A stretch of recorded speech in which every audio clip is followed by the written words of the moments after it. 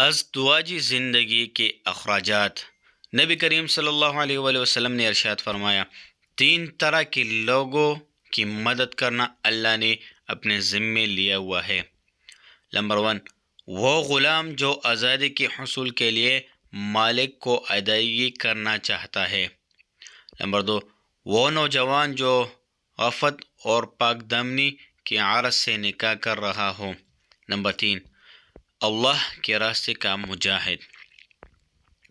پیارے دوستو، اللہ آپ کو اور ہم سب کو امن میں رکھے اور ہماری ایمان کو اللہ رب العزت سلامت رکھے۔ ازدواجی زندگی کے اخراجات۔ نبی کریم صلی اللہ علیہ وآلہ وسلم نے ارشاد فرمایا، 3 طرح کے لوگوں کی مدد کرنا اللہ نے اپنے ذمے لیا ہوا ہے۔ نمبر 1، وہ غلام جو آزادی کے حصول کے لیے مالک کو ادائیگی کرنا چاہتا ہے۔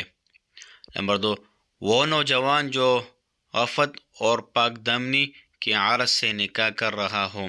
نمبر 3، اللہ کے راستے کا مجاہد۔ پیارے دوستو، اللہ آپ کو اور ہم سب کو امن میں رکھے اور ہماری ایمان کو اللہ رب العزت سلامت رکھے۔